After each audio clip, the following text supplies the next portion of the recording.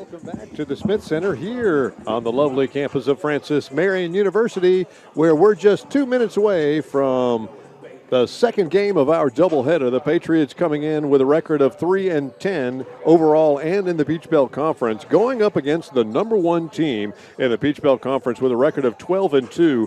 10-1 in the Peach Belt Conference. The only loss they suffered in the Peach Belt Conference, this Flagler Saints team, was to North Georgia, which was really an anomaly. They lost early in the season at North Georgia by 3 points, 63-66. North Georgia only 2-8 on the season, so this Flagler squad is really, really good. The Patriots will be fighting hard. This is their last game of the season.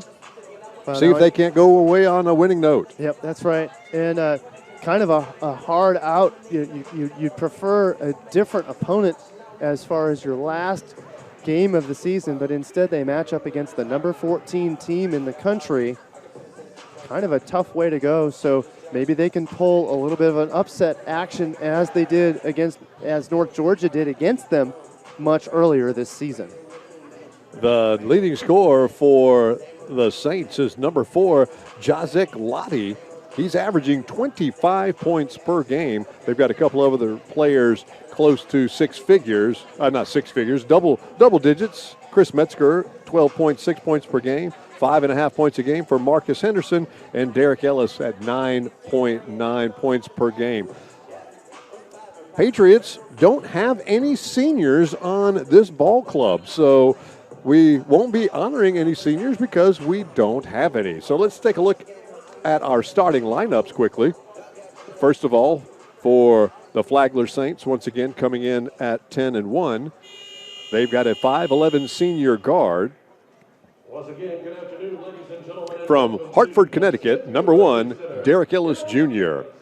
Also, the sophomore 6'2 guard from Charlotte, North Carolina, number 3, Marcus Henderson. A 6'2 senior guard from Aurora, Colorado, number 4, Jacek Lottie. A senior forward at 6'7 from Plantation, Florida, number 15, Chris Metzger.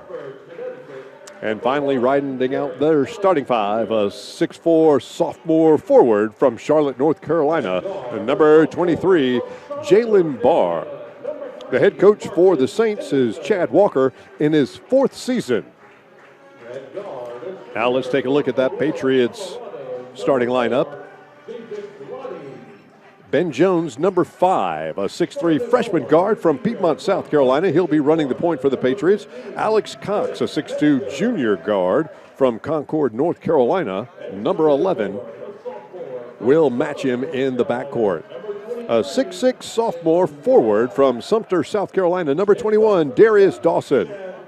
In the middle, we'll have a 6'7 junior center from Eagle Lake, Minnesota, number 23, Ohan Okshan. And our 5th starter, also playing at guard, a 6'2 freshman from Columbia, South Carolina, number 30, Javon Anderson. The head coach for the Patriots is head coach Gary Edwards in his 15th season. And Paul, as you mentioned, it is a tough one to go out on, going up against the number 14 team in the region and also the number 1 team in the Peach Belt Conference, but it also allows them to measure these young players and see what we've got to look forward to for next year. That's right. And for the Patriots, they're going to get a true test today up against that strong Flagler record. Now, Flagler, the challenge for Flagler is not to come in and play against FMU as if FMU is only a 3-win team. Flagler needs to approach this game as if FMU is any other opponent and play them hard and do the right things, because they have visions besides the Peach Belt Conference. They have visions of a regional opportunity and national implications. Already ranked number 14 in the country, so a blemish. It would be a big blemish if they were to attain a loss today to FMU.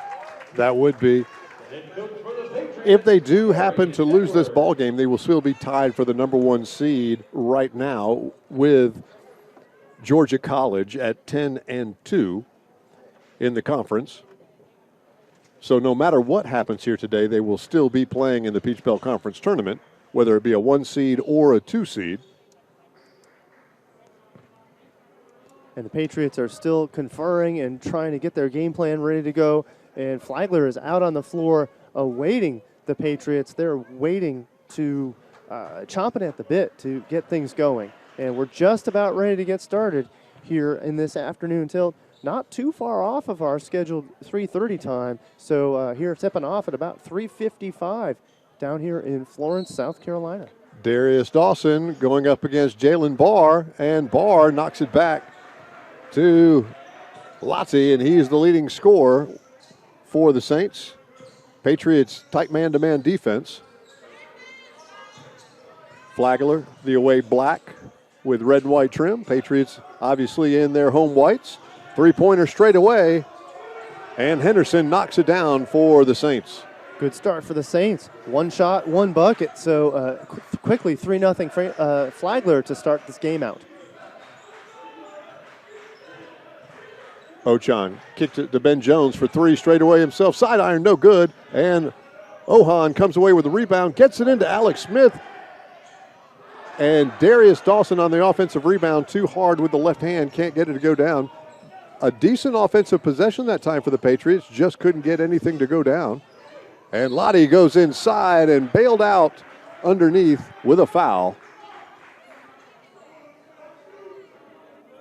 That's going to be Also the Patriots, number 23. On Ohana Ochan with his first foul. Only 1 minute into the game, and the Patriots need as many big men as they can. So if Ochan ends up in foul trouble here later on, that could spell trouble for the Pats.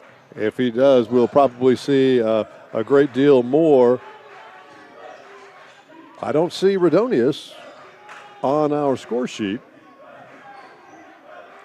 Now, Redonius is dressed on the bench, so I'll be curious to see if Redonius gets in on the floor today. There he is. He's our 7-footer. Did an admirable job against the 7-1 player from Wednesday night. Yes, he did a very good job against Augusta. Augusta has a 7'1", every bit of 7'1", agile center slash, 4-5 player underneath for Augusta, and Redonius matched up reasonably well on him, and Redonius needed every bit of his 7-foot length to cover up the 7'1" Augusta center. A hand foul by the Patriots on Anderson, his first, team second. Saints still have possession. Three-pointer off the left iron. Ben Jones comes away with a rebound. Darius gets it over to Cox. The Saints playing tight man-to-man defense as well. High screen by Ochan. Anderson gets around, kicks it back out. Jones for 3, no good. His foot might have been on the line, but it didn't matter. No love. And the Saints set up on offense. Patriots clearly in a man-to-man here, really working hard to man up on all of the Flagler players. They're playing a real tight defense right now, doing a decent job until that ball was slipped underneath. Flagler's definitely working that ball in and out to Chris Metzger. Metzger then kicks the ball out to an available shooter. In this case, the turnover, Pats take over. Ochan for 3, no good. Saints come back the other way. Barr sets the screen. Cox gets around it. A little bit of shake and bake from Derek Ellis, but Ellis lost the handle, so he immediately gets rid of the ball, gives it to Marcus Harrison. Oh, now down to Marcus Henderson. 10 seconds on the clock. Henderson loses the ball, and turnover goes to the Patriots. And just like that, we see Redonius check into the ball game. He's our 7-footer. Speaking of the devil, Redonius is clearly going to be the player that they're going to look to work against Metzger defensively, but they're also going to look for that length matchup with Metzger at 6'7", Radonius at 7 feet. So Radonius has the advantage on Metzger underneath. Patriots have been quite happy taking long-range shots, but haven't got any of them to go down. Missed by the Saints. Patriots back the other direction. Also on the floor for the Patriots, number 24, Matthew Lee. And Anderson's going to get called for the foul as he tries to go for the long rebound against Barr. That's going to be the third team foul on the Patriots. I like the effort from Anderson there, but he lost control, and it was evident that he had banged into the Flagler player that was trying to corral that ball. That's an easy call, and that's another foul against Anderson. Anderson has habits of fouling in spurts throughout the season. He can be very, very disciplined and come on real hot on the offensive end, but on occasions he ends up with a little bit of turnover trouble, a little bit of foul trouble. So he just needs to get a little bit more discipline as he grows. Now only a freshman on this Patriots squad. And Barr, with some hard work on the interior, gets the basket and extends the lead to 5 points. Barr tried to go for the steal, hit the deck. Dawson couldn't take advantage of it. And another three-point opportunity. This one no good again by the Patriots. Patriots have not been able to find the range from beyond the arc here early in this ball game. And we have a travel. This one by Derek Ellis Jr. And the Patriots take over. Nice move by Ellis, but he did jiggle his feet just a little bit. Possession to the Patriots, and this is the first media timeout. Also before that, Lawrence Slim, number 10 for the Saints, checked into the ball game. He'll get some playing time when we come back after this media timeout. Patriots still haven't struck gold yet. This is the Patriots Sports Network.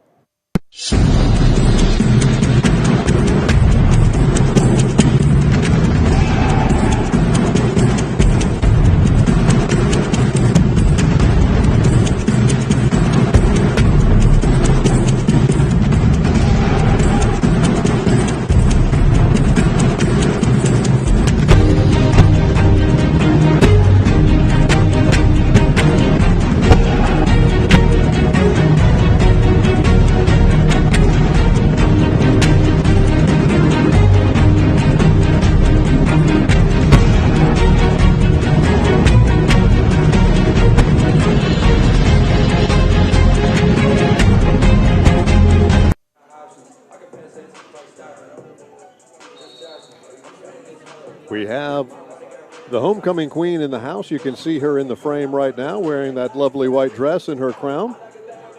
She will be introduced with the homecoming king at the halftime of this ball game.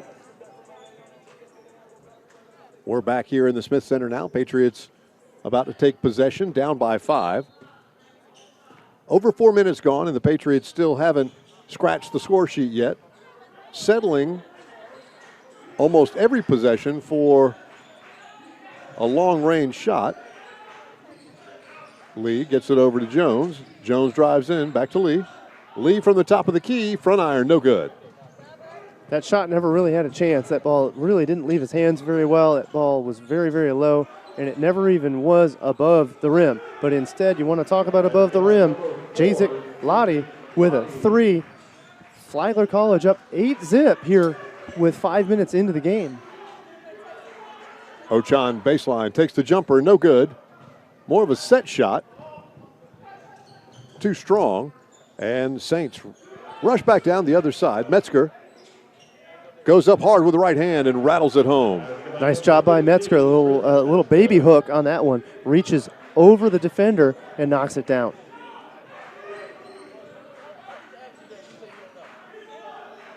Ohan drives in strong against, and he puts a little baby hook over it. This one rolls around but doesn't go down for the Patriots. Yep, he worked his way around Metzger, number 15 from Flagler. Had the shot attempt, but it just rims out. Lottie drives inside, then kicks it out. Slim. Now Metzger with a head of steam. Goes up strong with the right hand and finishes easily.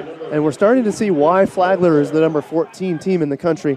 They pass the ball. This ball is moving around on every possession. We're seeing 2, 3, 4, and even 5 passes crisply and smartly done until somebody gets freed up. In that case, it was Metzger free for the lay-in. Turnover as Cox tried to slide the ball inside. It was knocked away. Back the other direction come the Saints, and they pick up the foul. We'll see if that is on Ochan or Ben Jones. Fouls on the Patriots, number 5, Ben. That's going to be Ben Jones. Substitution. That's his first personal foul, the team's 4th. So about 6 minutes gone in this ball game, and the Patriots are starting to get in a little bit of foul trouble, creeping up toward that 7 mark. Yep, and I think they're getting a little bit frustrated still with Donut up out on the scoreboard. They're really just looking to break the ice, get a score, and then get back to business and get things going. But right now, that Donut is the cloud that's over their heads because they just haven't scored yet. Now 6 minutes into the game. Patriots relying a bit too much on that deep shot. And the errant shot goes out of bounds. Patriots ball. I'd like to see the Patriots drive to the rim and see if they can't draw a foul or do something to get to the free throw line instead of taking all of these 25-footers just to get on the scoreboard. Yes, they need something to just change the score. I know I keep talking about the score, but at 12-0, it's very much a mental thing at this point. If the Patriots can't get on the board soon, their already diminished morale is going to be even lower. Jones has it between the circles, picks up his dribble, and we're going to have a foul on the inside. A big battle between number 5, Tyler Collier, and Redonius. Collier fouled him underneath the basket. That's going to be the first team foul against the Saints. Dawson, right elbow, kicks it back to Jones. Jones resets, 14 on the shot clock. Inside to Darius. He gets the ball knocked away. Nice fast break pass. Good body control, but Ellis just could not get set enough to make that little 2-footer right on the left side of the basket. Yep, he was charging at full speed. He had to stop, put on the brakes, and he had to stop completely to get that ball up. And while I was talking, Dawson knocks down the ball from underneath. The Patriots are on the board with a bucket from Darius Dawson. He has an opportunity to get the bonus here. I like the fact that we hurried down the floor and got the ball inside. Much higher percentage shot with Darius Dawson inside the circles down there. He puts up the free throw and knocks it down. So the Patriots on the board with 3 points. We're going to see Matt Lee check back in, number 24. And also number 23, Ohan Ochan. So this is the biggest lineup for the Patriots with Ochan, Edmondson, and Redonius in that front court. Nice ball movement by the Saints around the perimeter. And again, more great passing by Flagler. They're creating open opportunities, at least to receive passes, including that one right there. Derek Ellis driving the lane. Now he gets blocked, but you still like his drive there, and I think we're going to get the foul call. That was on the Patriots. Number 25. They're going to call that on Redonius. Ellis initiated the contact there. Nice movement without the ball. And number 10, Lawrence Slim, hit him in stride. Yeah, and you said it right, movement without the ball. We've seen it all game so far for Flagler, and that takes discipline to move when you don't have the ball. That actually works the FMU defense, makes them work even harder, and eventually all they have to do is slip one defender, and now there's that wide open opportunity. Flagler's made several wide open opportunities today so far. Ellis converts on both of those free throws, and we're going to see Lotzie back in the ball game for the Saints.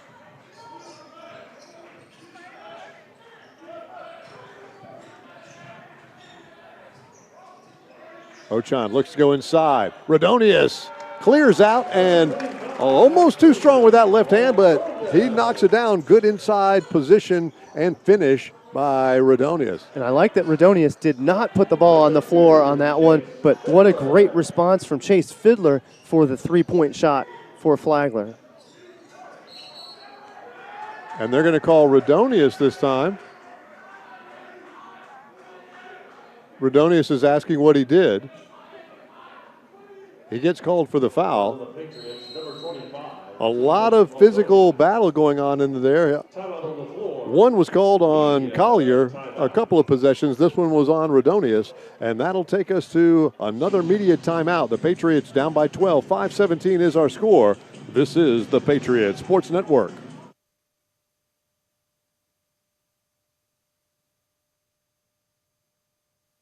The Swan Fox Club is the fundraising arm of the Francis Marion University Athletic Department, and it supplies assistance to all 14 intercollegiate sports. On behalf of the student athletes at Francis Marion, I would like to thank all those who are members of the Swan Fox Club for their support. Thank you. Thank you. Thank you.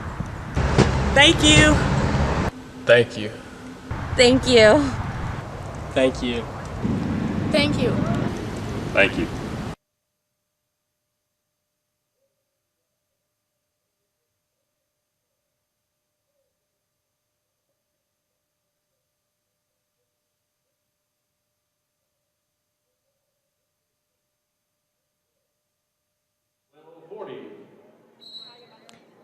Back here in the Smith Center, you can see Coach Edwards over there coaching up the squad in his normal animated fashion. Well, we know that's the right Gary Edwards because anybody other than if we saw someone not animated on that bench, I would think that was an imposter. Nope, that's definitely the Gary Edwards, and he probably slipped in about 5 sarcastic remarks just upon breaking that huddle. Gary known to be a little bit on the chipper side, and if you can't read sarcasm, then you're not going to have a good time with Gary Edwards. That's the truth. Lottie works on Anderson. Ball bounces around, but collected by Collier.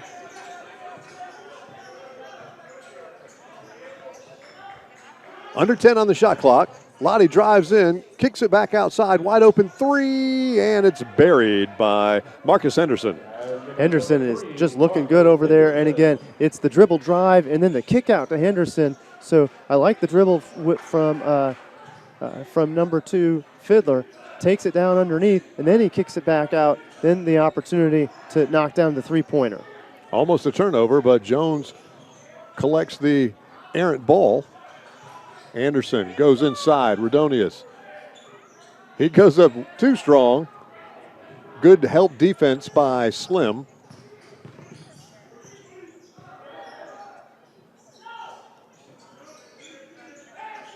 Deep three. And Henderson knocks that down from NBA. And the Patriots down by 18 points here. Yep, Henderson with a good look there in between the circles. Yes, that was an NBA three. That would have made it, that might have even been a few feet before the NBA three-point line, but he made it look easy. Nice shot by Henderson. Ochan goes in strong against Slim. He's going to go to the line to shoot a pair. Fouls on the Saints, number 10, Lawrence Slim. At the line for the Patriots, number 23. So, Ochan hasn't been to the line a lot this season, but he's a 59% free throw shooter. First one's up, off the back iron, no good. Multiple substitutions coming in. We're going to see Alex Cox back in for the Patriots, number 11. Also, number 15, Metzger, and number 23, Jalen Barr. Coming back in for the Saints. And Ochan can't convert on either free throw. All the starters back in now.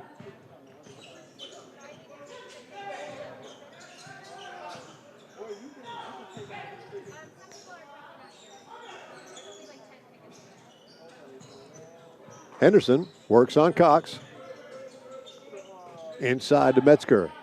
Nice pass to Metzger, but the Patriots really closed down there. I like the defense that the Patriots had put on there, but the driving number 23, Jalen Barr, the Patriots couldn't do anything about him. They were already outmanned because they had 2 players on Metzger, so that left for the driving Jalen Barr to take it to the rim. He doesn't make it, but he's going to get 2 free throws here.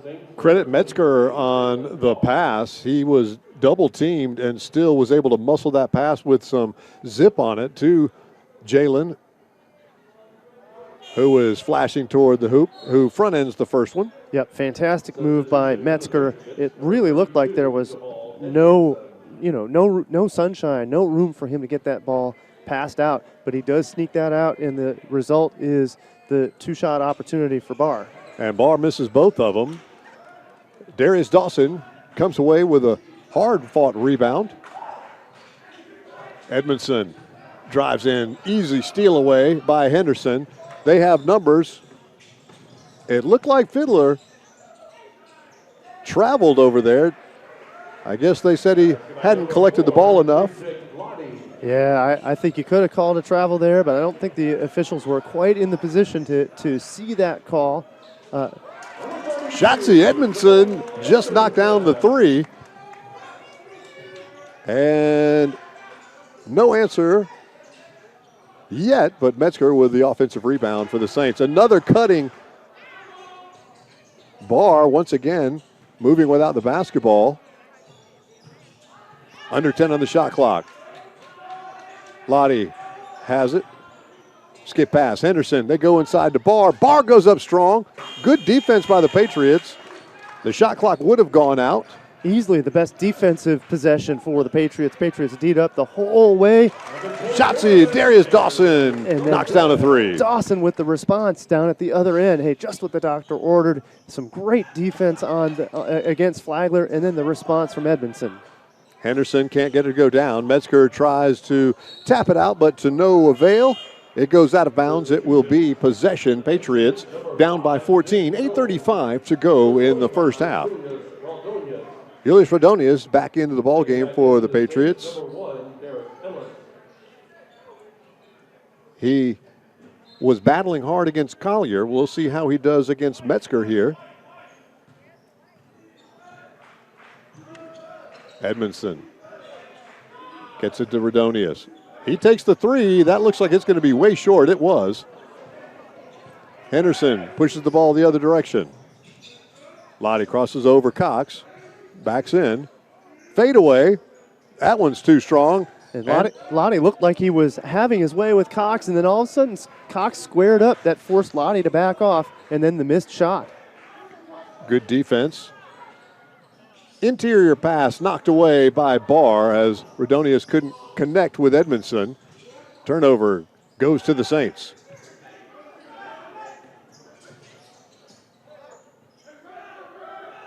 Pass almost got away from the Saints, but Barr collected it before it got across the midcourt stripe. And Derek Ellis on that missed pass, he was really, really wrenching his fingers, so he may have sprained his finger a little bit off that hard pass. We're going to have a foul on the floor. This one's going to be against Alex Cox. They're going to wave off the basket, but we're going to see free throws anyway. Looks like we'll see those when we come back after this media timeout. Patriots down by 14, 1-1 coming up when we come back. This is the Patriots Sports Network.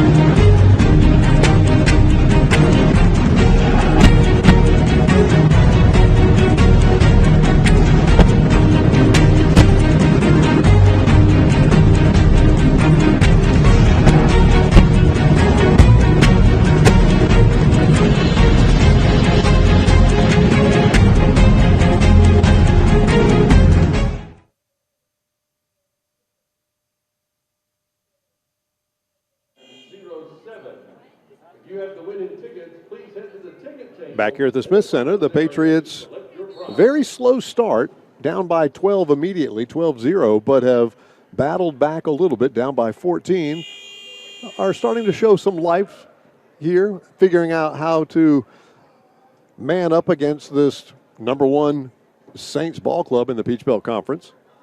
Yep, the defense has been a little bit better for Francis Marion, and one of the things that Francis Marion has been doing much, much better after that really difficult 12-0 start. They're beginning to score on the offensive end crisply. They're working the ball underneath the rim, and they're getting to the line with a couple of free throw opportunities. So they're starting to change their game. Early on when they were still without points, they were taking really, really deep shots, three-point shots, errant shots that were really ill-advised. So they've changed up their game a little bit. They're working a little inside out to try to get that ball back inside for opportunities for Redonius and for Jones cutting in. And then that sometimes frees up the shot on the outside later on by Anderson and Edmondson, who has a three-pointer on the day.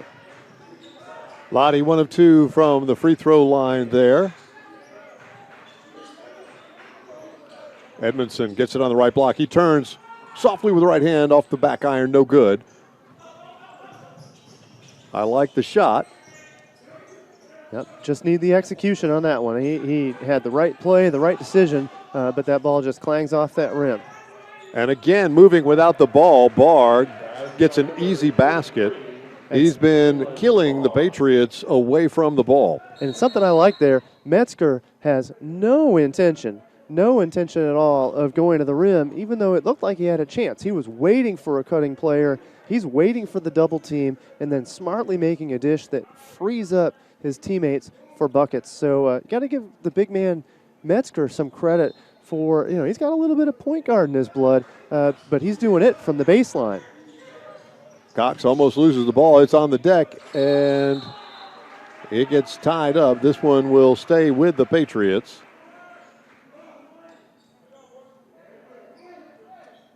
And you see Flagler, great teammates there applauding the effort from the Flagler players in black and red for forcing the jump ball, which they didn't originally have. Originally, it was looking like possession Patriots, but because they stuck to it, they get the jump ball out of it. Now, it is still possession Patriots, but you see Flagler applauding the right kind of play at the right time with the effort on the defensive end to try to get possession of that ball.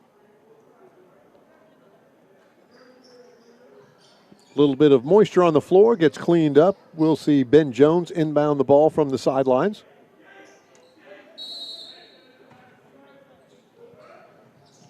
He gets it into Cox. Anderson works on Lottie, gets the screen, rubs off of it. And he knocks down the three-pointer with Lottie right in his face. Good look by Anderson, and he did a little bit of a shake, but once he went up, he was very balanced and knocked that three-pointer down. In and out by Henderson. He thought that one was in. It was halfway down, rattled away, and the Patriots come with it. Edmondson for three. Shotzi, and Edmondson knocks down another three-pointer. Looked like a mirror image of the one he hit just a moment ago. He went from right wing to left wing, and again, without the ball, Jalen Barr moving well and finishes with a slam over the Patriots. Patriots only down by 13, though. Had cut it to 11. Very good momentum play by Flagler for the jam by Jalen Barr, streaking down the baseline for that dunk. Edmondson gets the back to Jones. 5 on the shot clock. Anderson has to make a move. He goes down the baseline, drives it in, and finishes with the right hand. Good power move down that line. Nice job by Anderson, and they paid good attention to the shot clock. Now, Anderson realized with about 3 seconds to go, he wasn't going to have anybody open that could take a shot. He took it himself. He took it to the down the baseline, down the sideline, knocked down that lay-in. Good shot that time by Anderson, who's got 5 points in the last couple of possessions for the Patriots. It'll be nice to see if he could be a main scoring option. He's got all the skills. He's just a young player, gets excited sometimes and kind of derails himself a bit, but doing well for the Patriots right now. only down by 11 with 5:34 to go. Well, and you'd like to think that with experience comes maturity, and along with that would be a steadier Anderson. We'd like to see that throughout the season. He does miss, he does go through blips of turnover time, but he does show spurts of being a top scorer in the Peach Belt.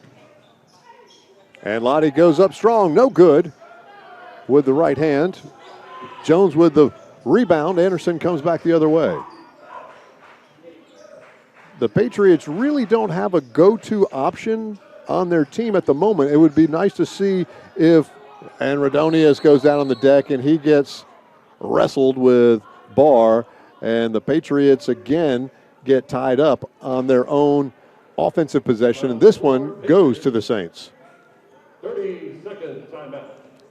And Coach Edwards is going to call another 30-second timeout. He's using all of his timeouts to get some coaching in.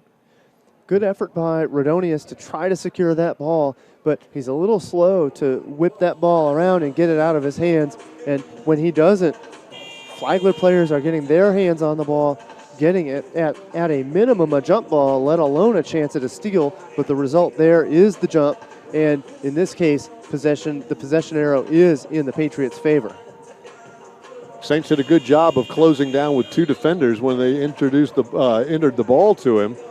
So the double team was a little bit more than he could handle. Yep, and that's not a double team that we saw all game. So I think that's an adjustment by Flagler. They've decided, hey, if the Patriots are going to slip it to the long and tall Radonius underneath, they're going to try to double him up. Radonius left wide open for three, in and out, no good. Ben Jones tried to fight for it, couldn't quite get it. Henderson comes away with it. And the Saints reset. Yep, Flagler's content to slow it down here a little bit. Now a little bit of shake and bake from Derek Ellis. Ellis is working his way. He works that pass into the corner. Just too strong for Marcus Henderson. That ball goes out of bounds. The Patriots are going to get possession. A little bit out of control by Ellis that time.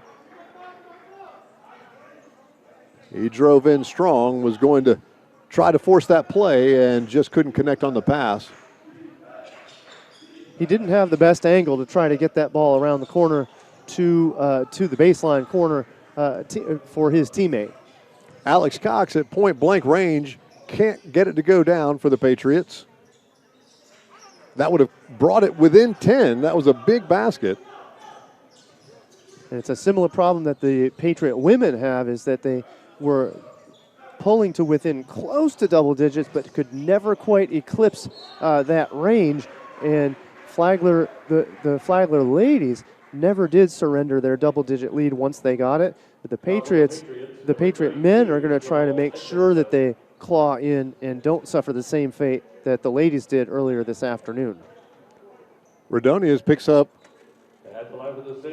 They're going to call that on Jamal Edmondson. I believe it was supposed to be on Radonius. Edmondson was actually asking the official. Barr did a good job of pump faking. He got Radonius off the ground. I thought Edmondson had blocked the shot cleanly, but he gets the foul, 2. Yep, I thought so too. So there are 2 fouls on Ochan, Anderson, Radonius, and Edmondson at this point. So several players on the Patriots team with 2 fouls apiece trying to defend the fast Flagler offense. Darius Dawson, Ochan. Anderson deep on the right wing, gets it to Jones.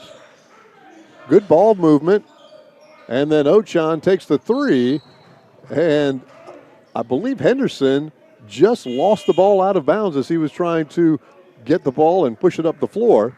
Yep, he just lost the handle, and that ball contacted that sideline. So the result is the ball back in the hands of the Patriots. Patriots with another chance to draw within 10 or even possibly 9. We'll see if they can do that after this media timeout. 19-31 is our score. Patriots down by 12. This is the Patriots Sports Network.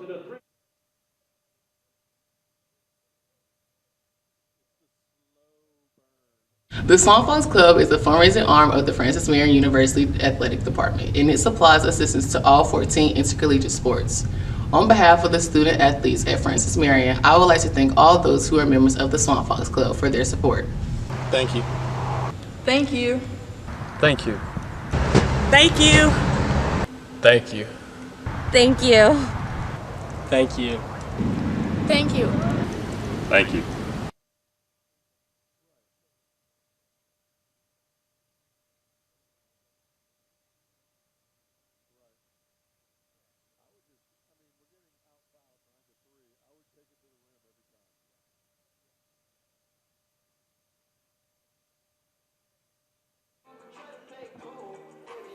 Here we are back at the Smith Center.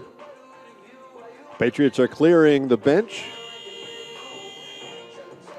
They'll have an opportunity to cut into this 12-point lead with 3:46 left in the first half of play. On the floor for the Patriots, we've got Cox, Ochan, Jones, Dawson, and Anderson to inbound the ball underneath his own basket. He goes over the top to Dawson. Jones right wing now. Anderson gets it free at the free throw line. In and out, no good. It's tapped around. Barr spins and then wisely backs it out. Yep, and again, watch for the great passing from Flagler. Flagler will make multiple passes until they get their man free, whoever that might be, over the course of this possession, and that's classic Flagler so far today. Tons of passes until they get a free man. They almost got it in the case of Tyler Collier, who was slicing down the lane, but the pass wasn't quite good enough to connect with Collier. That ball goes out of bounds, but that kind of work from Flagler has created open shots and open lay-ins. Collier was that close to another lay-in as a result of all those passes. Number 2, Chase Fiddler checks back in for the Saints.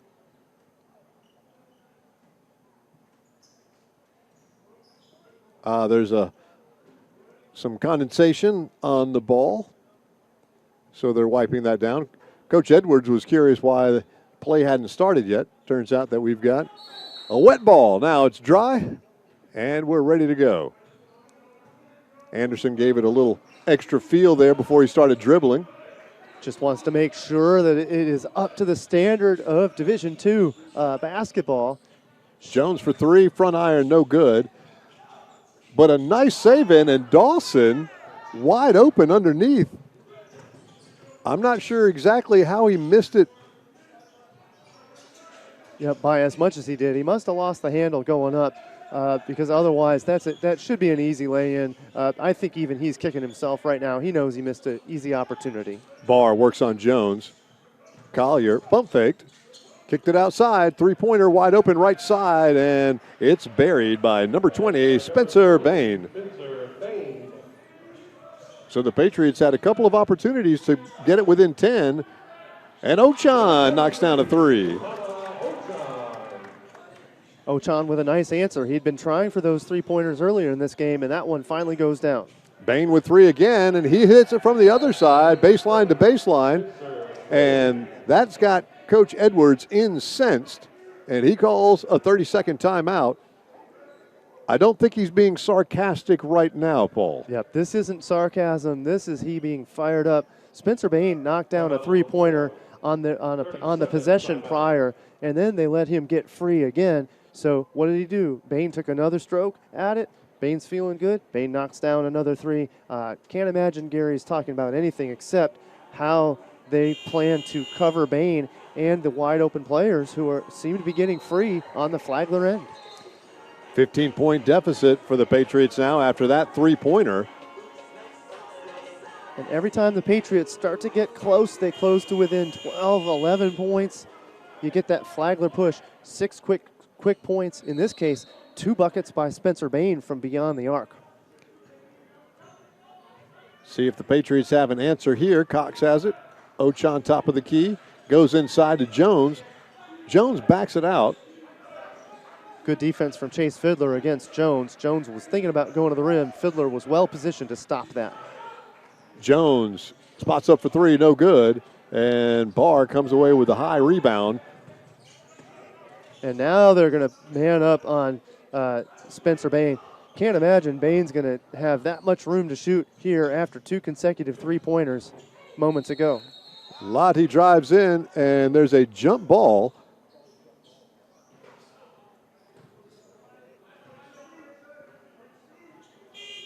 Interesting call on that. I would not have thought that that was going to be a jump ball. I really thought that the play was going to continue, but instead, jump ball. They call the ball stopped with with 2 players' hands on it, and if the ball stops with multiple hands on it, that's going to be a jump ball. Saints have possession. They go inside. Lottie cannot finish from point blank, but he gets his own rebound as the ball was so short it just went right back to him. Bain to Lottie. Lottie drives inside. Tried to get it over to Collier, and Cox comes away with the bouncing ball. They go inside. Redonius goes up strong. He'll go to the line to shoot a pair as Collier picks up another personal foul. I believe that's his second on the evening. Yes, and I got a little nervous there. Cox picked up his dribble and then dished to Redonius. Had he been covered a little bit harder, he'd have been in real trouble there. But instead, he picks up his dribble, dishes it underneath to Redonius. Redonius is going to get a chance at 2. Fourth team foul on the Saints. That was the second on Collier. He's going to come out. We're going to see Metzger back in for the Saints. Another substitution for the Patriots, number 24, Matthew Lee. He takes his spot down there in the lane.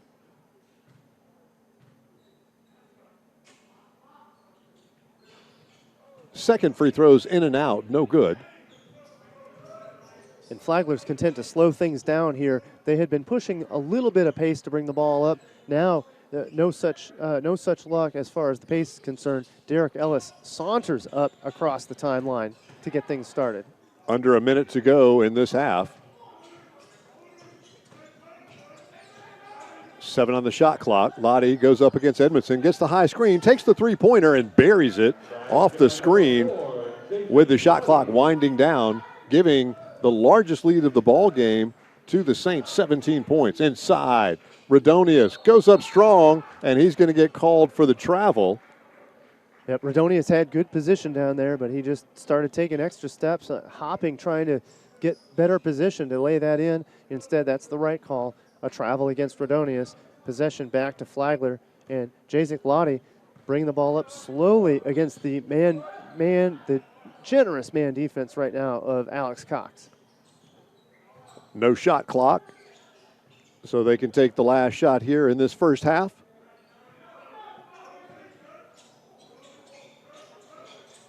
Lottie has it, works on Cox. 2 seconds to go, and a runner by Ellis, and he drains it at the buzzer. And the Patriots are now down 19 at the half. Nice work by Lottie. Lottie was very, very patient. He knew the clock was running down, and he found space in the mid-range, goes up, takes the easy shot, uncontested. That ball drops as the horn sounded. We're at the intermission here at halftime with the Patriots down 42-23.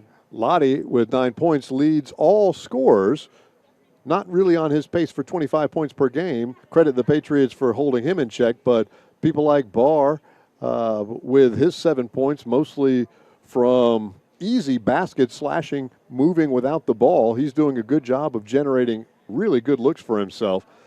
So this is a little bit of what we thought would happen in this particular ball game. The Patriots coming in at 3-10, and this Flagler team coming in at 10-1 in the Peach Belt Conference.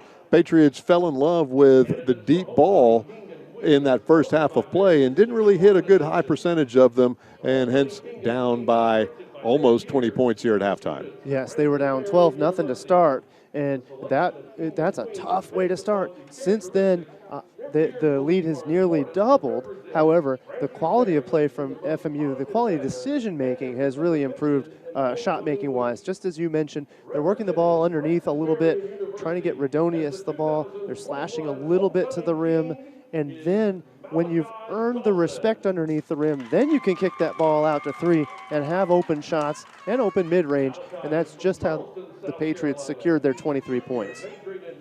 Well, we'll see what they can do when we come back. They'll have possession at the beginning of the second half of play. They're going to introduce our homecoming king and queen right now, so we'll take a pause and be back in about 10 minutes This is the Patriot Sports Network.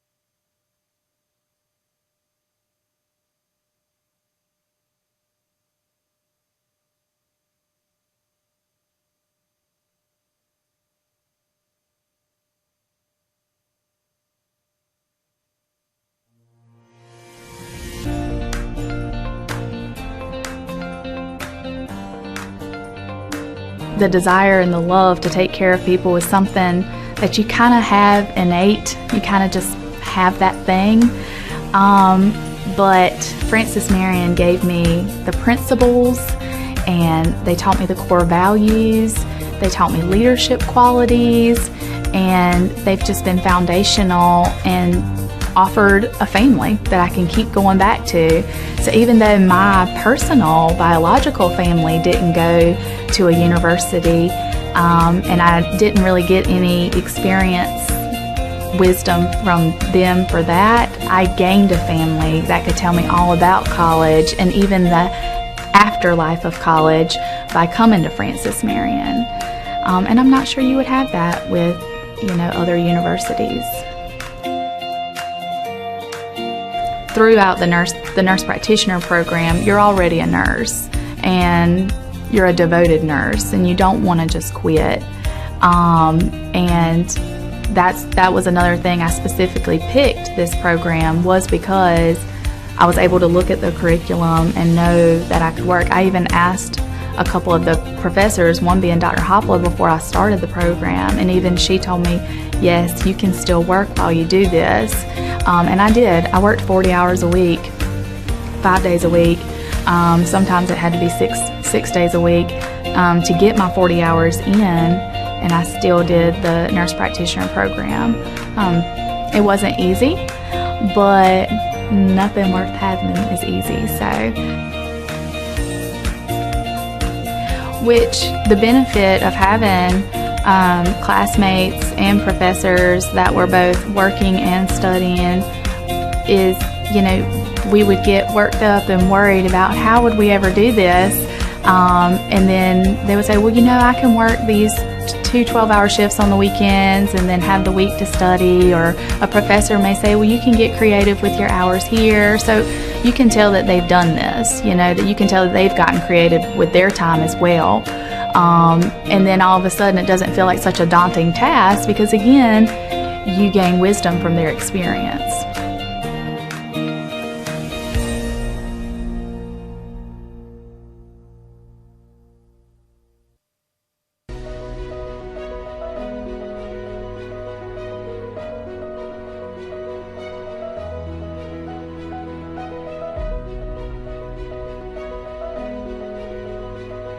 Let me paint you a picture. All of the graduates, all of the faculty, all of the administration, all of the Board of Trustees is decked out in their regalia. Their black robes, their hats, their gold tassels. It's just a most beautiful picture of a very formal kind of occasion. And here we march into the gymnasium, and the music is playing, and the gym is packed. And as we come in, and as you look up at all those people, you see families, huge families. You see not just mama and daddy and two brothers and a sister, but there's grandmama and granddaddy, there's the aunt and the uncle, there are the cousins, there are the next door neighbors. And you know why all those people are there? Because this is the very first one, the very first graduate. And I can guarantee you that when you go to that graduation, you leave with a tear in your eye, because it's so, so special.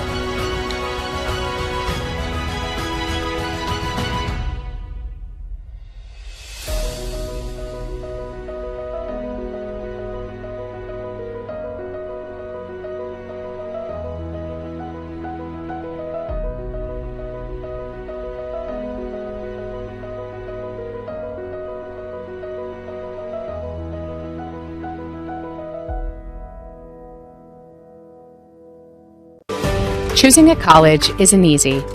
There are lots of choices to make and so many variables to consider. How do you know when you've found just the right place? The right college will make you feel at home, and that begins with a sense of place. At Francis Marion University, we have a beautiful campus that's safe, well-maintained, and filled with smiling faces. It's the kind of place where you feel you belong, where you wake up in the morning and know that the day ahead will be one you'll savor and enjoy. Now, that doesn't mean life at FMU is easy. There will be challenges. Hard work is expected. We take our academics seriously. You should too. Earning one of our degrees is a real achievement. But some toil, some time invested in a difficult task, that's okay. That's how you grow, how you become someone. FMU is a comprehensive public university, and when it comes to academics, our students have a wide range of choices. We offer more than 75 majors and courses of study. Our professional schools in healthcare, engineering, business, and education are all well known and respected across the state.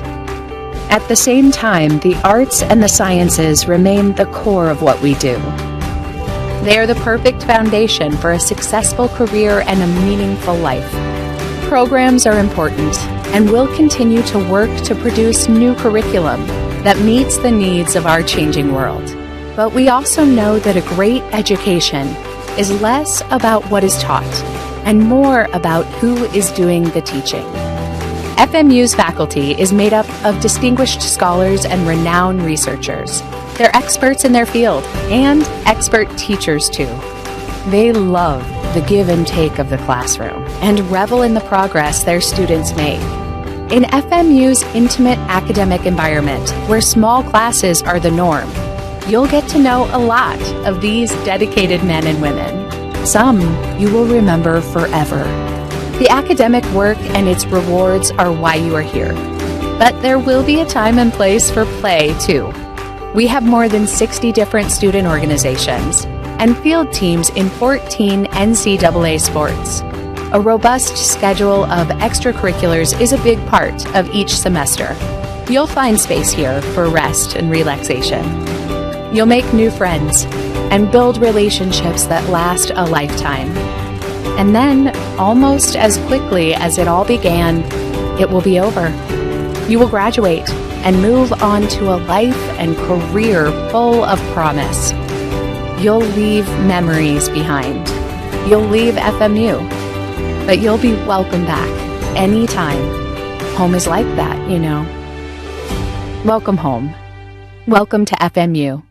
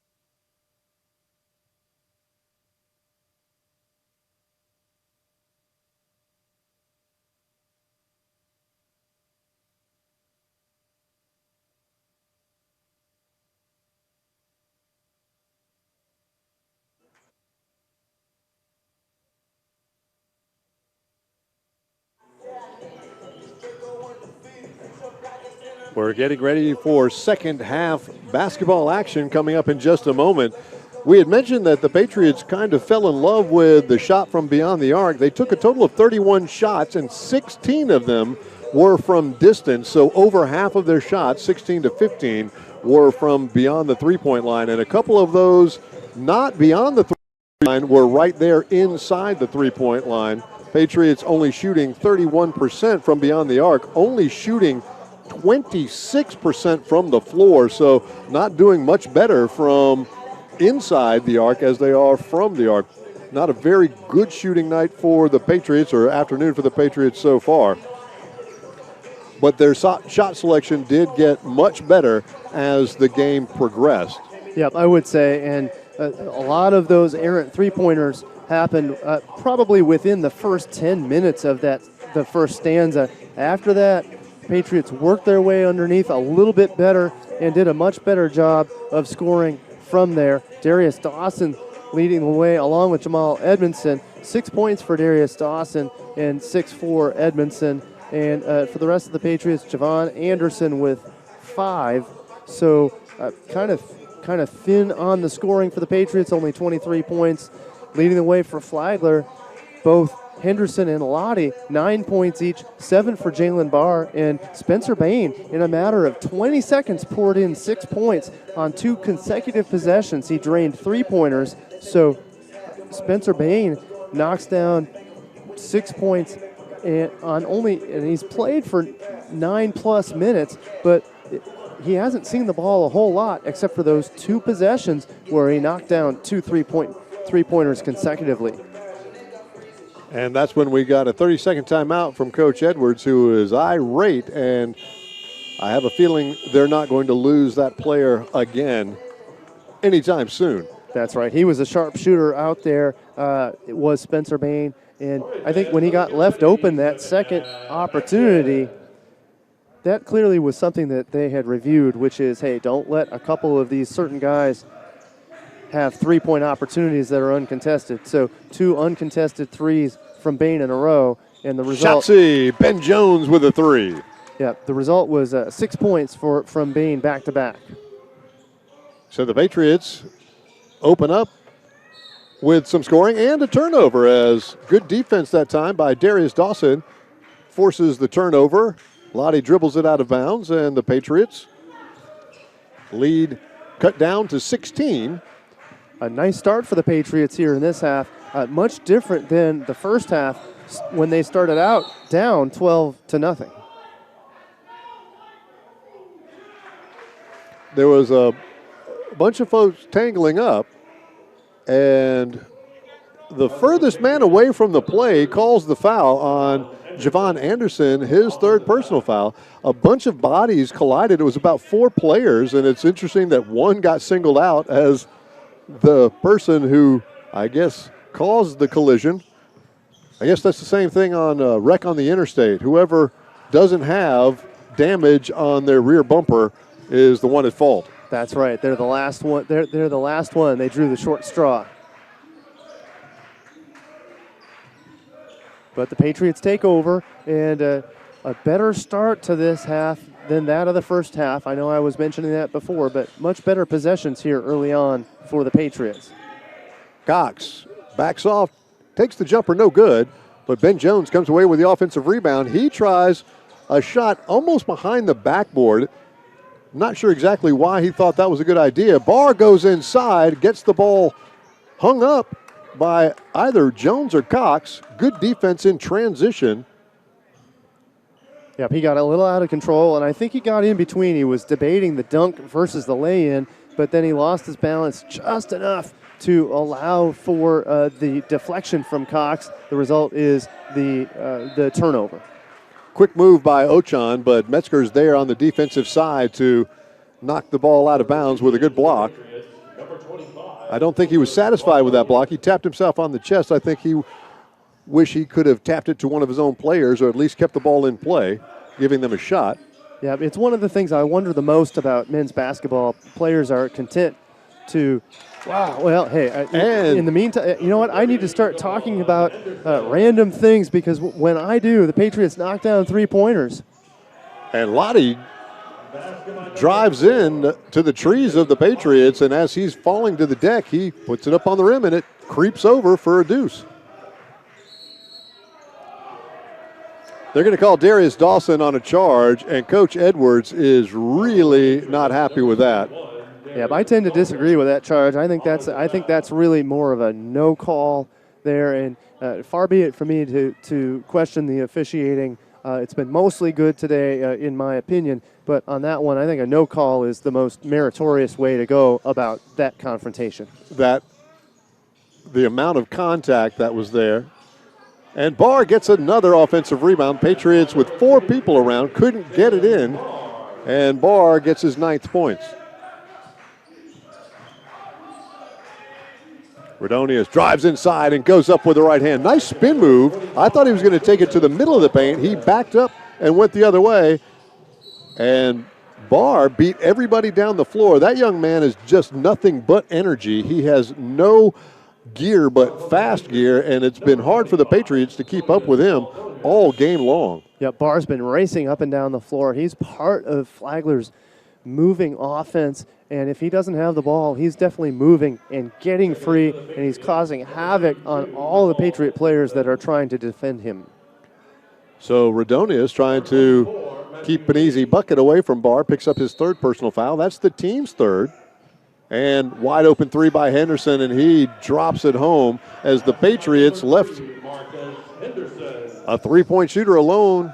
Ochan running in. Edmondson comes away with the rebound, and they're going to call Henderson with the hold. Well, 2 mysterious calls in a row here. I find it very strange. A very, very good officiating crew. Was really pleased with the decision-making by them, but up until this point. But now 2 strange calls only within maybe a minute or 2 of each other, back-to-back. That looked like an over-the-back on Edmondson, not a hold on Henderson. And Ochan goes in strong. He gets bodied up, and he'll go to the line to shoot a pair. Good work by Ochan underneath. Again, after the Patriots were shooting deep balls early on in the game, they've relegated themselves to really working the inside, working the paint a little bit more. I think that has borne much more fruit than shooting from the outside would if the Patriots tried to do that all game today.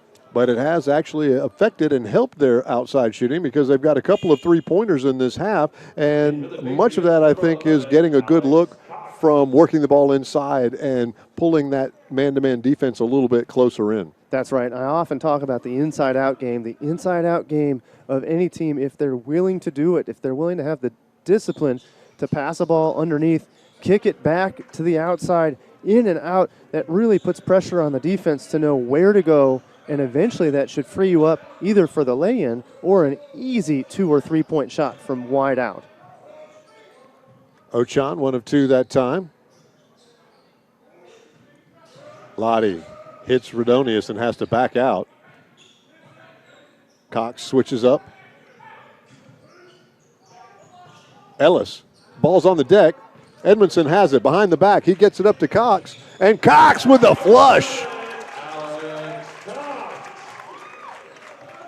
Nice pass that time by Edmondson to get it to Cox, and Cox knew what to do with it. Well, and for Cox, rather than lay it in, go with the strong 2-hand jam, and of course that gets the fans engaged as well. And anytime you can get the fans engaged, sometimes that can help that momentum just a little bit. Henderson, deep 3-pointer. He can hit those. This one's off the side iron, no good though. Redonius with another rebound. Redonius with 3. Shotzi, he knocks it down from straight away. So the 7-foot 3-pointer, and that pulls the Patriots back within 13 points, 15:50 to go in the ballgame. Yeah, but I'd expect a timeout out of Flagler here very, very soon. Now, you can also see a couple of players getting ready to substitute in. The defense for Flagler has been a little bit slack here over the last several possessions. Metzger goes up and under, and Edmondson gets called for the foul. Yep, he knows he did it. He had some good quality defense there, but also the hack, and that's absolutely the right call. We're going to get some shots from Flagler when we come back. So 36-49 is our score. 15:36 to go in this ball game. Patriots down by 13. We'll be back in just a moment. This is the Patriots Sports Network.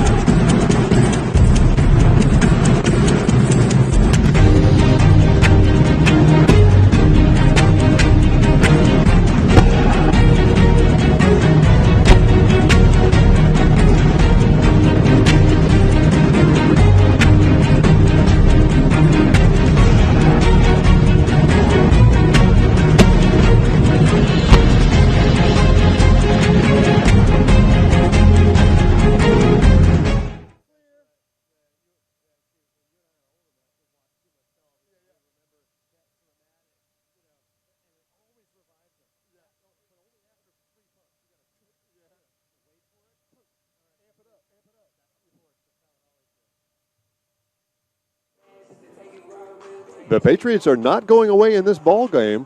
They started the half 19 points down, only down by 13, cutting the lead by 6. Less than 5 minutes gone. Yep, the Patriots offense has been resuscitated just a little bit. Some good scoring on the Patriots side, some good defense against Flagler. Flagler has made a couple of substitutions here to try to shake up the defense after 2 misses from Metzger from the charity stripe. Patriots get the rebound. Edmondson pulls down another. Ochan kicks it out to Lee. They go inside and stolen away by Bain.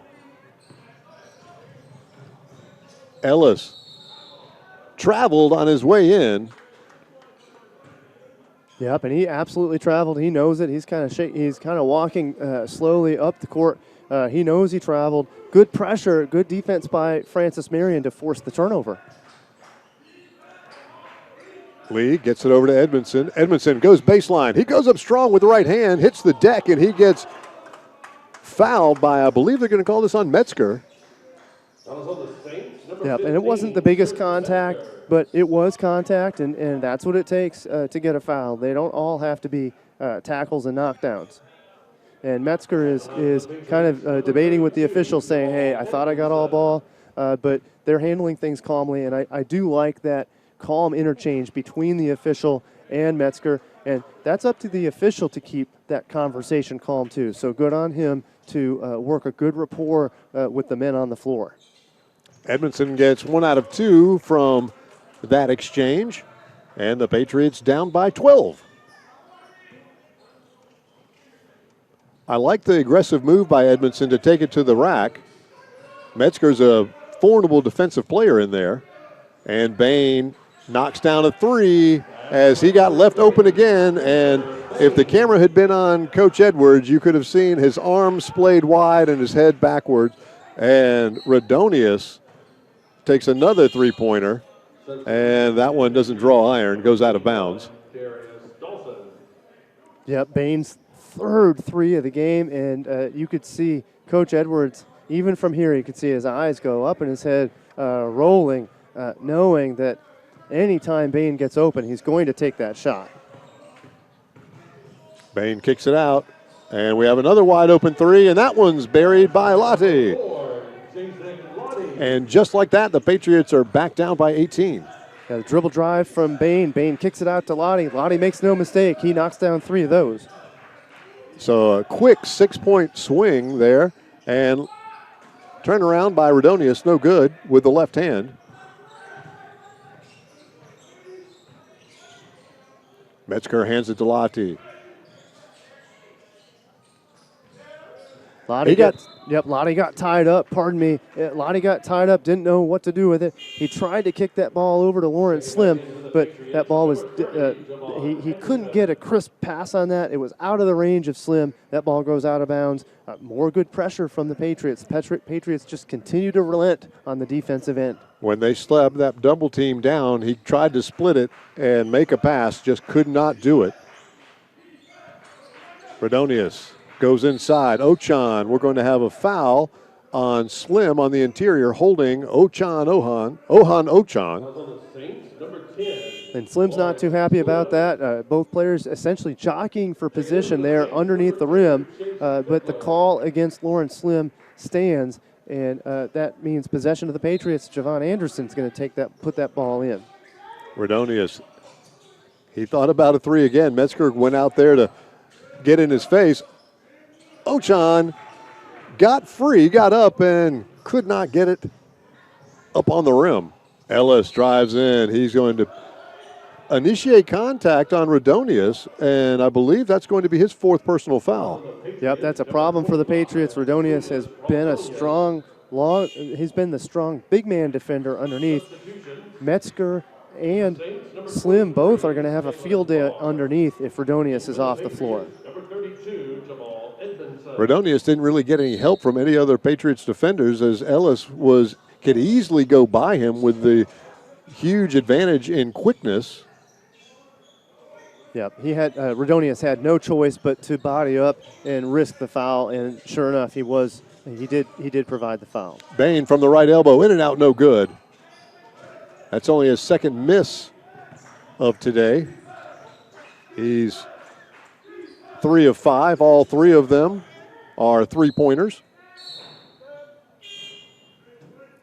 Collier checks back in for the Saints as Metzger's going to get a little bit of a breather.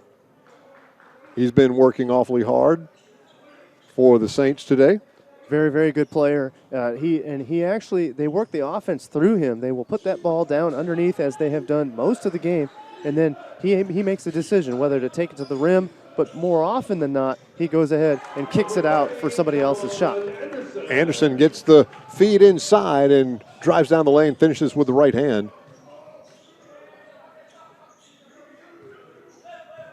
Leading the Patriots with 9 points. Ellis goes inside to Collier, who gets the cutting bar. We haven't seen that as much in the second half, but he did that quite a bit in a first half of play. Nice job by Barr, but also good on Collier to find him. The slicing Barr slicing to the net. He makes no mistake. Once on the glass, that ball goes in. They're going to call another charge on Darius Dawson. That's 2 he's gotten in about the same place. So the belief from the officials is that Flagler is establishing position with that block there. So the Patriots are going to have to clean things up. They can't just barrel down with that hard shoulder. Otherwise, more foul trouble is going to ensue. That's the second personal foul on Dawson, the 16th foul with 12:20 to go in this ball game. Little perspiration on the floor, gets mopped up, and we're back in play. Ellis trotting the ball up against Anderson. Collier, backdoor cut to Barr. Nice connection, and Bain wide open, top of the key, no good. And that's the first one from distance he's missed today. And the Flagler bench really thought that was going to be in, but instead the Patriots respond. Darius Dawson with all 3 of those. Nice job by him to knock down the tray. Bain drives this time, kicks it out. Ellis. Fiddler for 3. He knocks it down. And that puts the Saints up by 18, 1 point away from their largest lead of the ball game. 11:40 to go. 30-second call by Chad Warner, but we're going to extend that to a media timeout here. 11:40 to go in this ball game. Patriots down 18. We'll be back in just a moment. This is the Patriots Sports Network.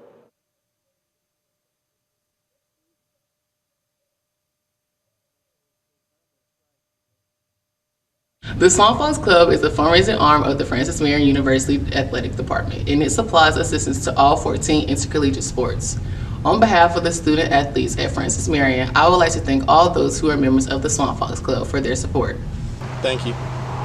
Thank you. Thank you. Thank you. Thank you. Thank you. Thank you. Thank you. Thank you.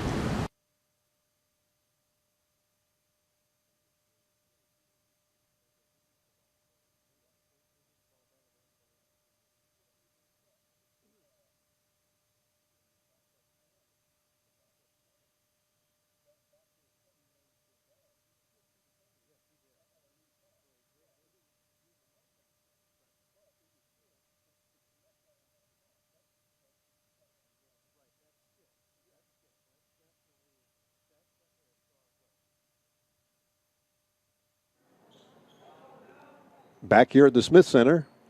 The final ball game this season for the Patriots men's squad. Women will play 5 o'clock on Monday, their last game of the season. Cox takes it baseline, goes in strong. A lot of body contact, no call though. Couldn't quite get it to go down. Ellis kicks it out. Yeah, I really thought there was going to be a call there for Cox to get at least the 2 shots, but instead Barr too strong underneath for Flagler. He works his way underneath and rips that ball in. And without Redonius out on the floor, that's the length that was slowing Barr and some of the Flagler rips to the rim. Dawson goes in strong, but he can't get it up on the glass. Good defense. Fiddler drains a 3. Dawson almost made the steal and knocked the ball straight to Fiddler, who then spotted up and knocked down another 3. Patriots down by 23 now. Great job by Flagler so far, hitting 56% from three-point range today. And for three-point, they're 13 for 23, so they're making them. And a nice steal and transition basket to Collier. Ochan tried to force a pass on the interior. It was stolen away. And Saints get easy points coming back. Edmondson top of the key now. Anderson picks up the screen. He drives in strong, goes up with the right hand on the rim. No good, but he'll go to the line and shoot 2. And Coach Edwards actually went out onto the floor to talk to his point guard during the play. A sixth man of sorts. Gary would like to go out there and play if he could, but instead he went out there to echo a call. And right now we've got the media timeout, 10:05 to go in the ball game. Anderson will be on the line to shoot 2 when we come back. Patriots down big. 42-67 is our score. This is the Patriots Sports Network.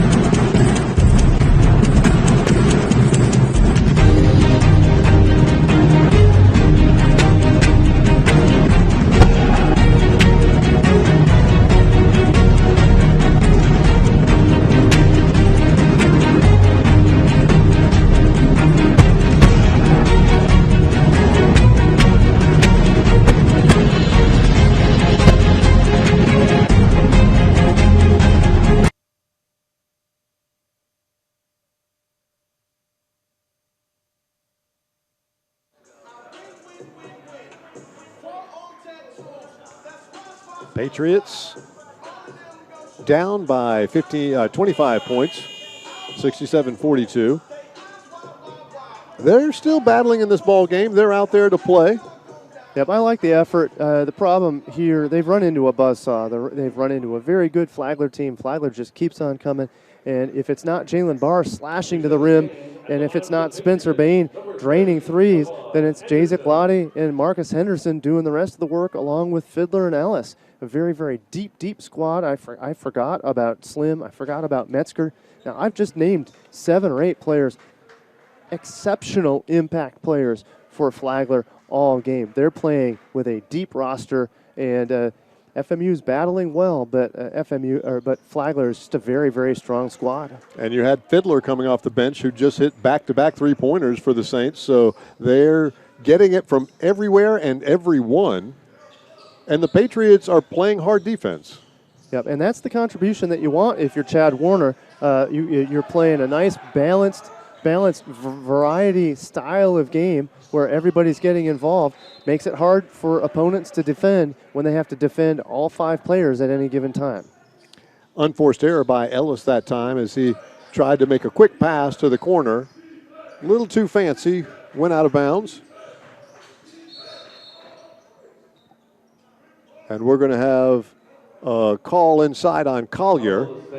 Number 5, Tyler Collier.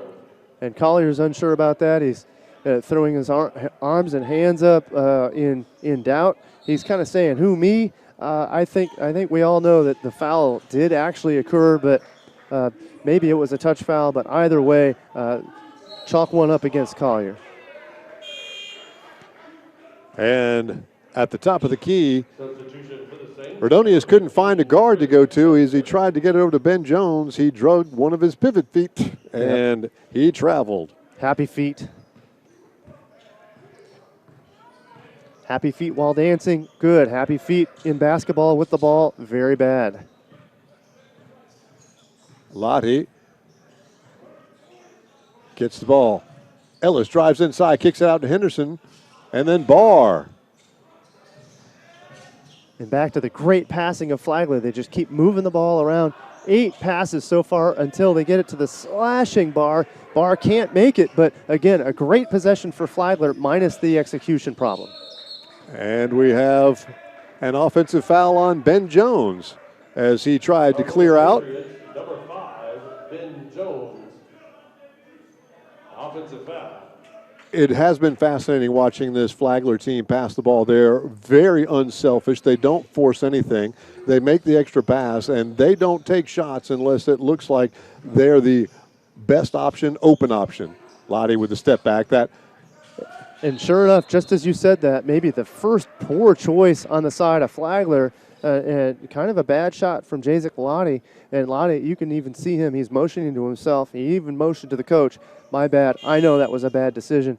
But clearly that means that that's a point of discussion for the Flagler squad. And the result definitely shows on the court. Normally a great passing squad. On almost every possession we've seen great passing from the Saints.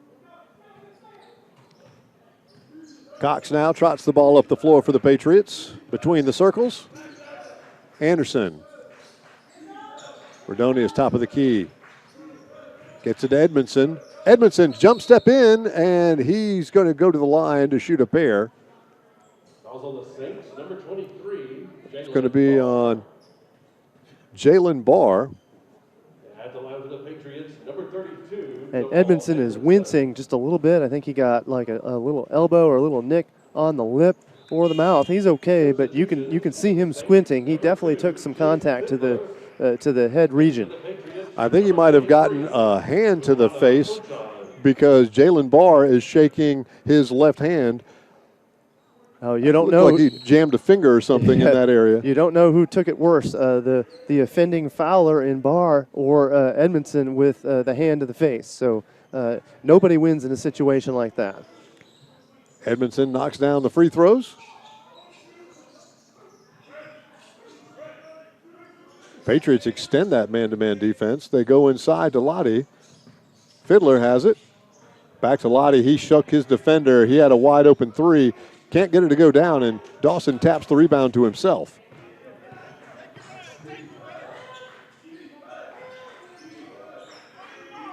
Good defense by Flagler. Flagler's not allowing the Patriots to take easy shots.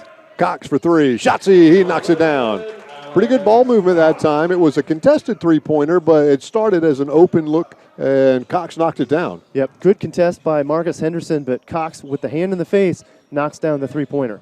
Inside, Metzger's working on Dawson. And an easy pass and finish as Fiddler just struck down the lane, lost his defender, and he's got a wide open three-point attempt. Back iron, no good.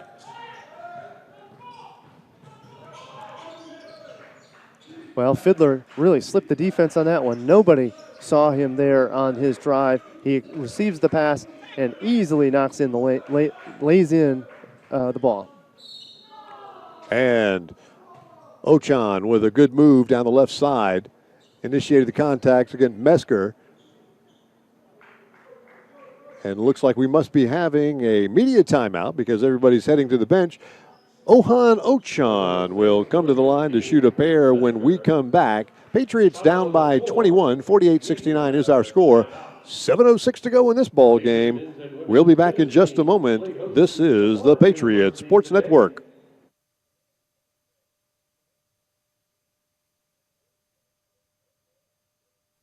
The Swamp Fox Club is a fundraising arm of the Francis Marion University Athletic Department, and it supplies assistance to all 14 intercollegiate sports. On behalf of the student athletes at Francis Marion, I would like to thank all those who are members of the Swamp Fox Club for their support. Thank you. Thank you. Thank you. Thank you. Thank you. Thank you. Thank you. Thank you. Thank you.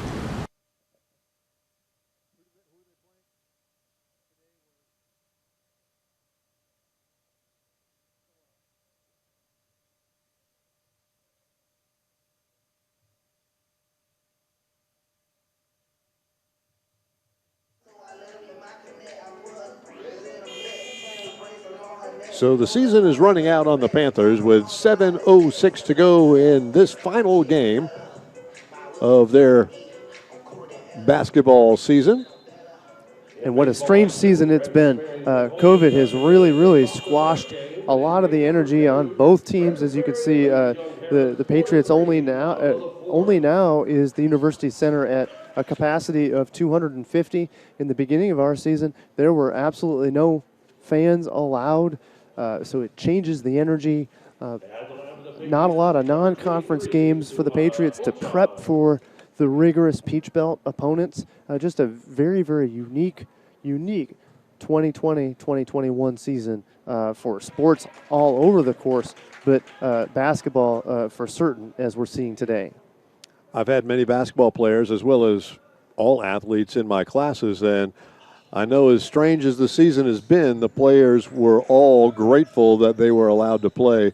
They were hoping to start playing in December. It got pushed off into the January timeframe, but all the players that have been in my classes were really expressing a little bit of, not frustration on anything that anybody was doing, just the situation, and they were chomping at the bit to get on the floor and stop practicing and start playing. Yep, and for the players want to play, and I can tell you from experience, practice is great. Kids like practice, but they love to play, and you practice so that you can show what you do on the floor. That's why you came and became a collegiate athlete. So very hard for these guys to wait and then finally get the chance to play.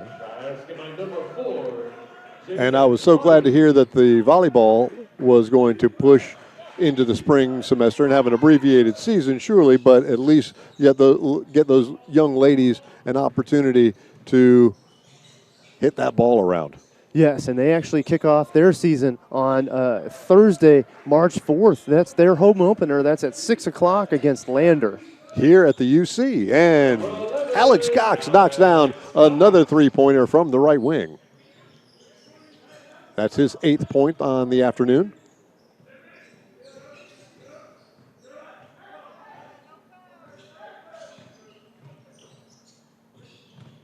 Metzger between the circles. I'll take him out there all day long. Absolutely. He's really wreaked havoc down underneath. So now he's up at the top of the circle.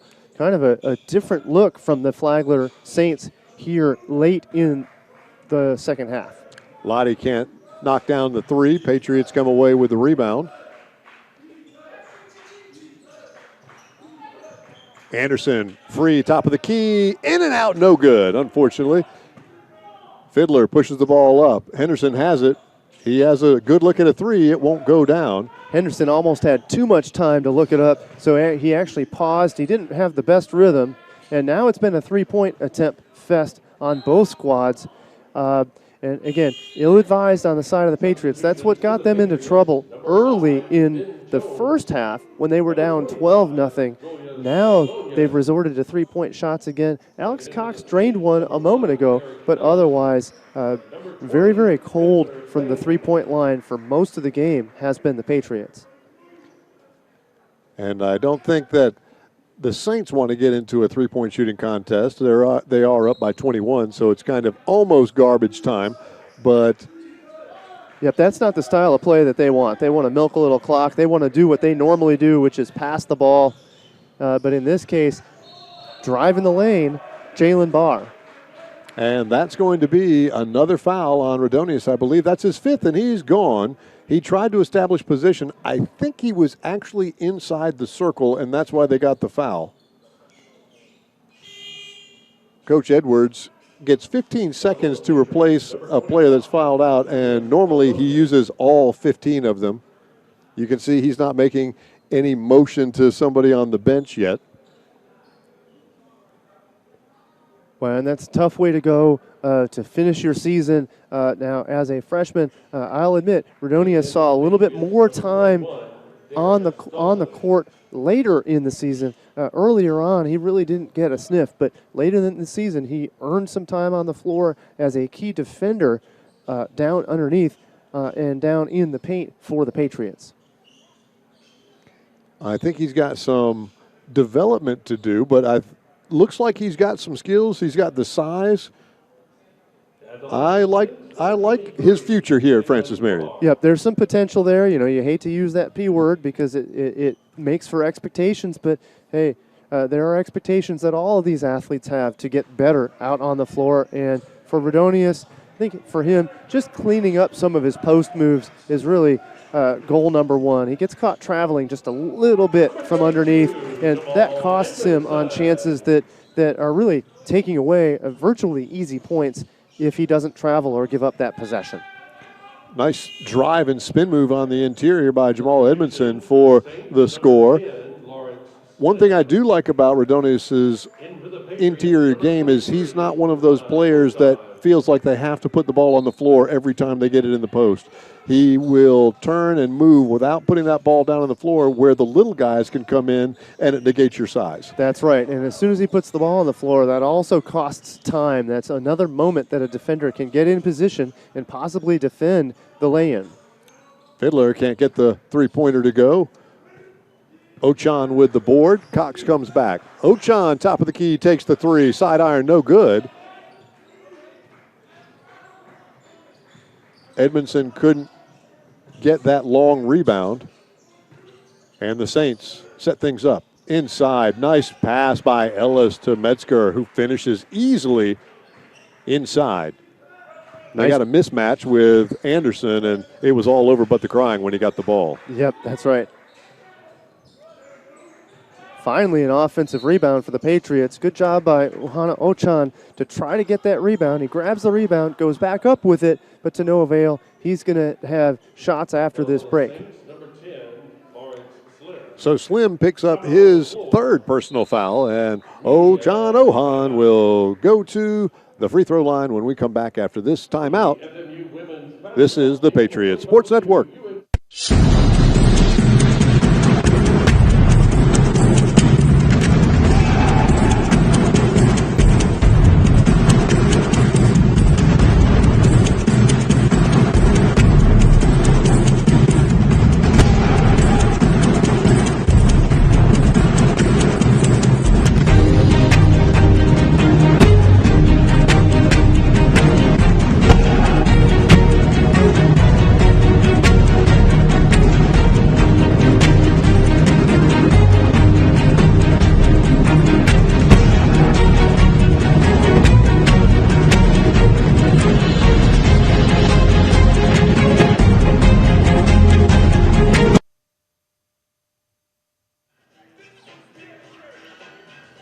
Just another reminder, the FMU women's basketball team will play host to UNC Pembroke on Monday at 6 p.m. to conclude their 2021 season.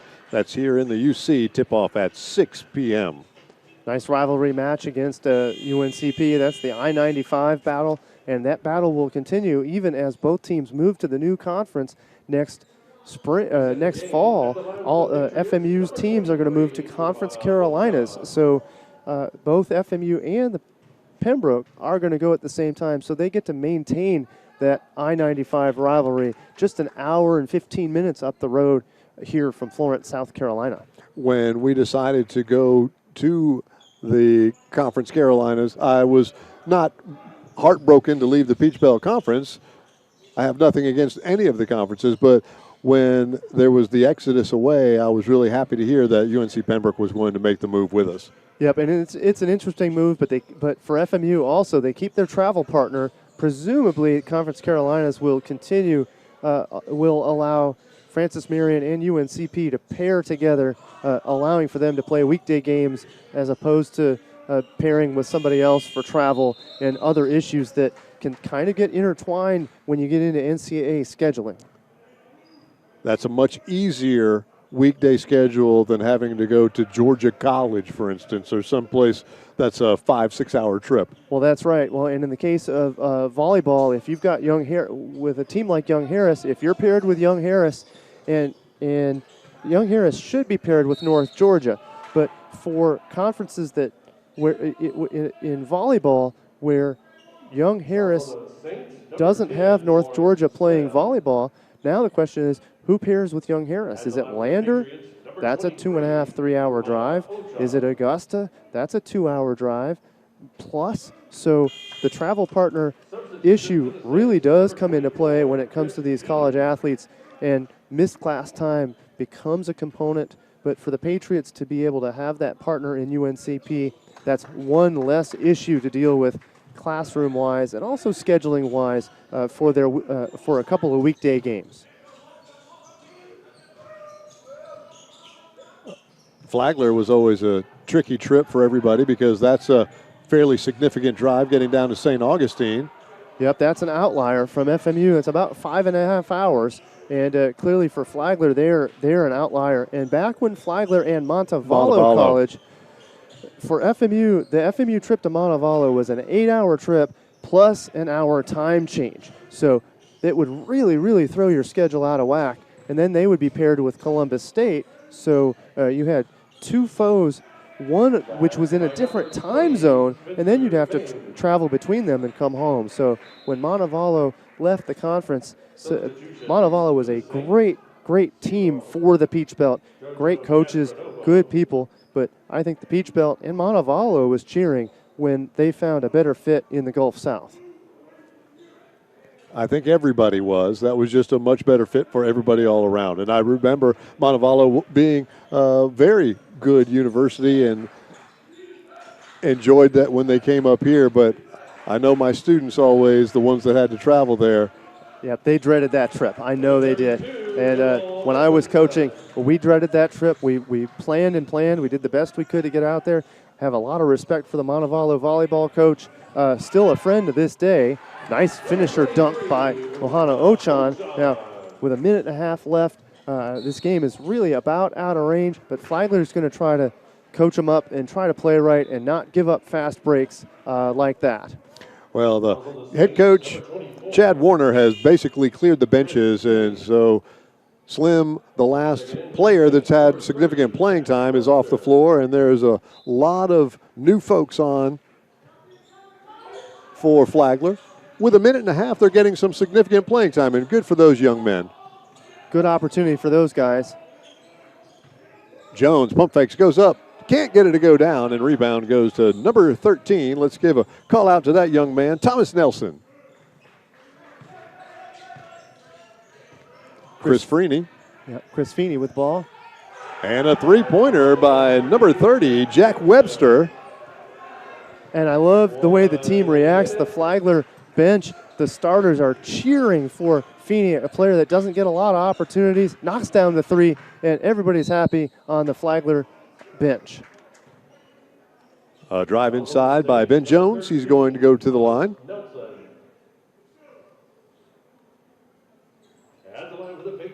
It's going to be on number 13, Thomas Nelson.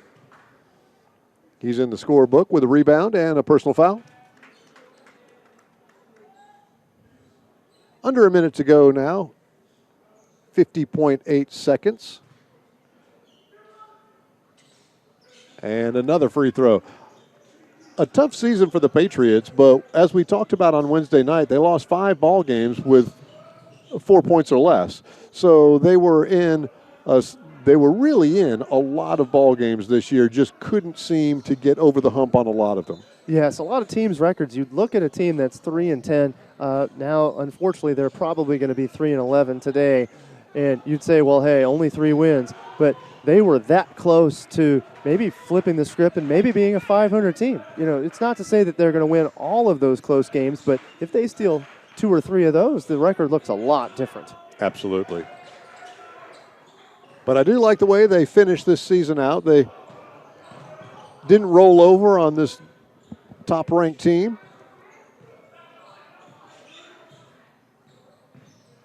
Edmondson. And there we go. And number 13, Mr. Nelson, now gets in the scoreboard another way with a basket. Anderson, deep three. And this game is over, and so is the 2021 Patriots men's basketball season by a score of 63-85. One thing I do miss about these COVID protocols, Paul, is that the teams don't have an opportunity to shake each other's hand. They just go off. Very unceremoniously, very anticlimactic. We saw a little bit of an exchange here between Anderson and number 4 for Lottie. Flagler. Lottie, nice classy move by both of those guys. I think Lottie went over to Anderson and said, hey, good job, way to stick with it. So classy on both of those guys. But like you said, no handshakes, no real ceremony, and not really a very eventful finish. And that's kind of a bummer. That's one of the things that you really miss is the kind of the baked-in sportsmanship of collegiate athletics, especially with a season-ending matchup like this. Absolutely. Okay, well, this men's season is over. They're going to fall to 3-11. And boy, that Flagler Saints team is basically the diametric opposite of it. They're going to go to 13-2 overall, 11-1, all by themselves now at the top of the Peach Belt Conference. So they will have the number 1 seed going into the Peach Belt Conference tournament. Looks like they'll be playing Georgia College, Georgia Southwestern, or USC Aiken. That looks like that's pretty much the solid top 4. So congratulations to those squads and good luck to all of them in that Peach Belt Conference. We have one more basketball game. That's going to be Monday night at 6 p.m. here at the Smith Center. It will be the women's last game against UNC Pembroke.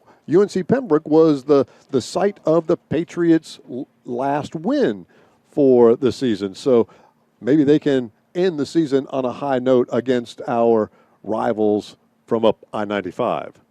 Absolutely, and for that, all they're really trying to do is finish on a good quality note, finish with the right energy, finish the right way, so that they can carry that over to some spring training, some summer rest, and maybe come back in the fall, maybe re-energized, coming off of a